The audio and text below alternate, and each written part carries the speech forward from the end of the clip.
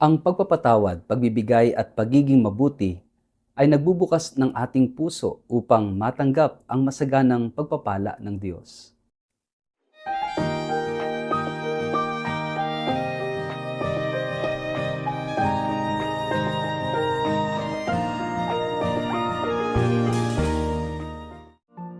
Ang mabuting balita ng Panginoon ayon kay San Lucas.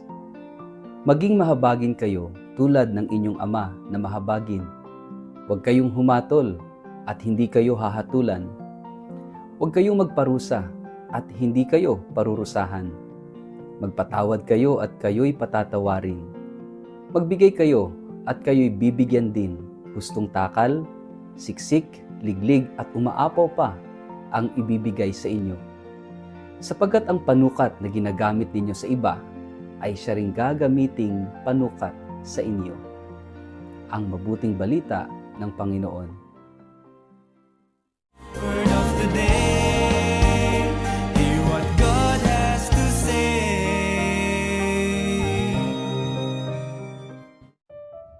Mapagpalang araw po sa inyong lahat. Kumusta po kayo? Ang ating pong word of the day ay mercy. Habag, awa. Mas maganda siguro yung pagkakatranslate na malasakit. Ngayong araw na ito yung hamon sa atin ng ating ebanghelyo. Maging mahabagin kayo tulad ng inyong amang nasa langit. Naalala ko tuloy mayroong sinulat na libro tungkol kay Pope Francis, yung kanyang mga reflections na pinamagatang The Name of God is Mercy. Ang pangalan daw ng Diyos ay habag. Ang pangalan niya ay malasakit. Ibig sabihin, mercy is the very identity of God. God is mercy. God is love. And mercy is the maximum of that love. Kaya nga, ito yung pag-ibig na ibinibigay kahit sa hindi karapat-dapat. Pag-ibig na ibinibigay kahit hindi sa qualified. Tayo kasi, nagmamahal tayo sa mga taong qualified sa pagmamahal natin. Sinusuri natin, ina-analyze natin, kumbaga binibigyan natin ng may kategorya, may sukatan at batayan yung ating mamahalin. Kaya kung hindi papasok doon sa ating kategorya, kung hindi qualified doon, hindi natin pag-aaksayahan ng panahong mahalin. How many people in our life ang hindi nakakapasok sa atin? Ang hindi nakakapasok dun sa ating standard. Ang hindi nakakapasok dun sa ating batayan ng pagmamahal. Yung awa ng Diyos ay pagbibigay ng pagmamahal doon sa mga taong yon na hindi qualified, hindi pasok sa atin. Ang tanong, tayo ba sa ating sarili, are we qualified? Siguro, magkaroon tayo ng personal time sa ating sarili sa maghapong ito. At magandang tanungin, am I really qualified sa pag-ibig ng Diyos? Baka kasi isipin natin we are highly qualified dahil sa maraming dahilan. Pero ang totoo, dahil sa ating pagkamakasalanan, dahil sa ating pagsuway sa Kanya, pagtalikod sa Kanya, we are actually not qualified. Pero sa kabila ng pagiging hindi qualified, patuloy pa rin tayong minamahal ng Diyos. Ang tawag dyan, mercy. Tayong lahat ay kinahahabagan ng Diyos. Kaya nga maganda yung sinasabi natin madalas kapag kinumusta tayo. Sasabihin natin, eto sa awa ng Diyos, nakakaraos. Which is very true. Kung hindi sa awa ng Diyos, hindi tayo makakaraos araw-araw. Hindi natin kayang itaguyod ang buong maghapon kung hindi dahil sa awa ng Diyos. Dito sa ating gospel, matapos sabihin ni Jesus, be merciful, sinabi niya na huwag nang humusga. Huwag na tayong humusga para hindi rin tayo husgahan.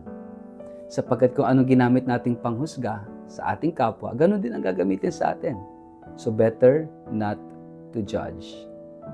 At pagkatapos nung paalala na huwag nang humusga, isinunod ka agad yung magpatawad kayo. About forgiveness. Kasi kapag hindi tayo nagpatawad, hindi rin tayo patatawarin. napakahalaga, no, na tayo ay matutong magpatawad. Para bang sinasabi ng Panginoon, wala kang karapatang humusga, ang tangi mo lang karapatan ay magmahal at magpatawad. Yan yung kapangyarihan at yan yung karapatan na ibinigay sa atin ni Jesus. No? To be merciful and to forgive. Kumbaga, alisin natin yung pagiging judgmental na pag-uugali. Sabi nga, if you are busy judging people, you don't have time to love at all. Pag nilayan po ninyo, no? Kung tayo ay abala sa panghuhusga sa mga tao, wala na tayong panahon para magmahal kasi nauubos na yung ating oras at panahon sa panghuhusga ng kapwa, sa panglalait ng kapwa, sa paghahanap ng mali sa kapwa. Kapag tayo busy doing that, I tell you, wala na tayong time para magmahal pa. Kaya kung gusto nating talaga magmahal, huwag na tayong maging mapanghusga. Set aside that attitude of being judgmental. The only power and the only right that we have is to be merciful and to forgive. And then, pagkatapos nitong teaching about forgiveness, itinuro naman ni Jesus, sabi niya, give. Magbigay kayo. At kapag tayo natutong magbigay, tayo rin ay pagkakalooban. Kasi kung anong ating ibinibigay, ganun din, tayo rin ay tatanggap. No? At huwag tayong matakot maging generous sa pagbibigay.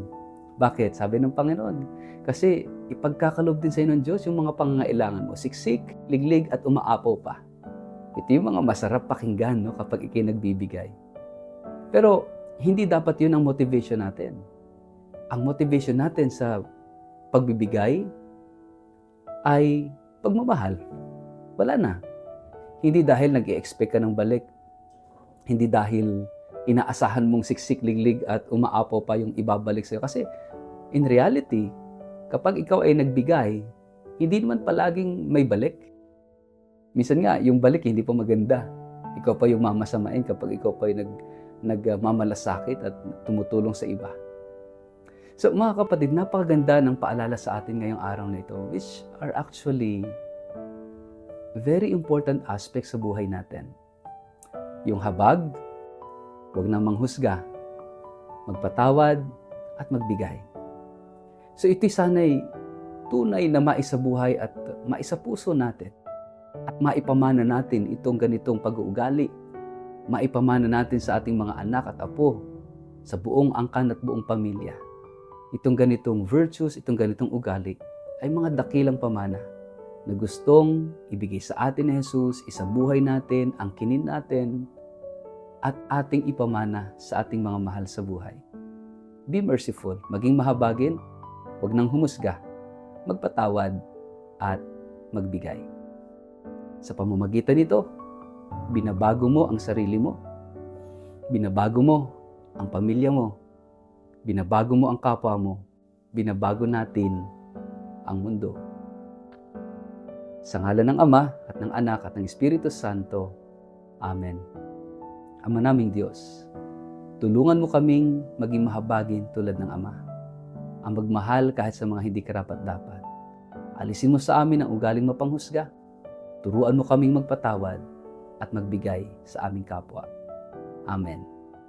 Pagpalain po kayo at ingatan ng makapangyarihang Diyos, Ama at Anak at Espiritu Santo. Amen.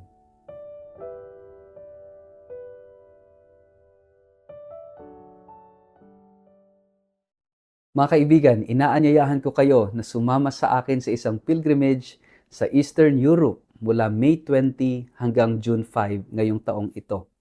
Bibisitahin po natin ang Switzerland, Liechtenstein, Hungary, Slovakia, Germany, Czech Republic, Poland at Austria. Lalakbayin natin ang mga yapak ng mga santo, mananalangin sa mga kahangahangang simbahan, at palalalimin ang ating pananampalataya ng sama-sama. Higit pa po ito sa isang paglalakbay. Ito ay isang espiritual na karanasan. Kaya sana, huwag nating palampasin ang pagkakataong ito. At para po sa mga karagdagang detalye ng pilgrimage na ito, at kung gusto nyo magpareserba, makipag-ugnayan po kayo kay Toby sa 0917-317-4536 o mag-email sa inquiry@tobiahe.com. Magsama-sama po tayong maglakbay sa pananampalataya at maranasan ang presensya ng Diyos sa puso ng Europa, lalong-lalo na ngayong Hubileo ng Pag-asa. Magkita-kita po tayo.